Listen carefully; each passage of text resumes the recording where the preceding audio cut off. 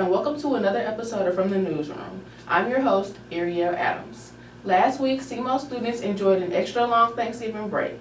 What did our students do with the extra time? Was the extension worth it, and will this be our new normal? Reporter Olivia Tock has the story. Typically, CMO students are given 3 days off for Thanksgiving break, but this year was a little bit different. Because 70% of the campus received the COVID-19 vaccine, students were given a 5-day-long break instead. CMO student Terry Awa said the break was definitely worth it and shared the benefits of having 2 extra days.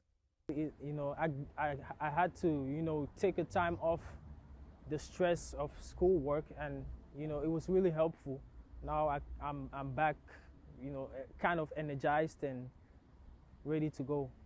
Another CMO student, Darren Andre Williams Jr., said he spent the extended break enjoying life and getting into a whole bunch of shenanigans with his family and friends. Williams even had the time to teach his younger brother about the Japanese collectible card game Yu-Gi-Oh! So I had some extra deck cores. I put one together for him, taught him how to play. So recently he been calling me and it's like he had questions, and I was like, oh, of course. Just remember, I may be your brother, but once you challenge me, I'm not your friend. So whether you spent your break catching up on homework, eating too much turkey, or learning how to play Yu-Gi-Oh!, it seems that most can agree that the extended break was worth it and should be the new normal. For the Southeast Arrow, I'm Olivia Tock. Contactless identification could be a new reality for Southeast students in coming years. Reporter Sophia Davis has the story. Contactless student identification could be a reality for Southeast students in coming years, Student Government's Student Issues Chair Abby Hammock said. A contactless ID system can look different depending on the vendor, and as such can require technical updates to the university, such as updating software and hardware campus-wide, as well as training university employees to implement the new system. Based on information received from Associate Vice President of Student and Campus Life, Bruce Skinner, Hammock said there would be 2 types of costs associated with the update, a one-time setup cost and an annual cost. So the one-time or setup costs were projected with this one vendor at about $80,000 to have software set up, university training, and just various pieces of hardware that we would need at the university to go contactless. The second type of cost, the annual cost, includes a licensing fee for each person that has an active ID each year. These quotes come from one potential vendor, Hammock said. So they project it to be $54,000-ish annually starting the second year. And then this cost would go up a little as the school reached full use of the contactless IDs. However, the projection they got from the company they talked to is about $55,000 to $60,000 by the 4th year of the program. It currently costs $15 to get a new ID at Southeast. The licensing fee from the potential vendor costs $1.99 a year.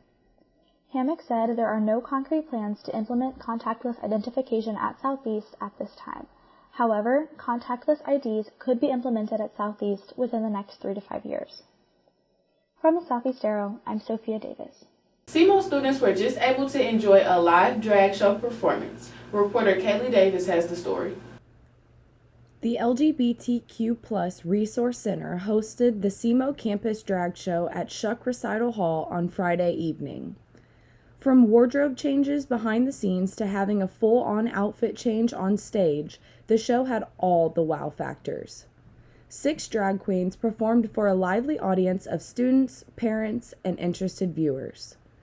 The queens were Ultraviolet, Naomi Price, Trebecca Collins, Clarence Price, Maurice Carter, and Trinity St. Moore. Ultraviolet is a sophomore majoring in fashion media at CMO and has been doing drag for a few years. Ultraviolet's parents were given a shout out during the show in honor of the support that they give Ultraviolet. I literally love them so much, and I don't tell them I don't tell them that enough, and I know that I'm just not a very intimate person, I guess. But it's literally the best thing in the world. You can follow Ultraviolet's content by searching @It'sUltraviolet on Instagram. For the Southeast Arrow, I'm Kaylee Davis. And that's it for this week's From the Newsroom. Be sure to follow us on all social media platforms to make sure you never miss out on new content. Again, I'm your host, Ariel Adams.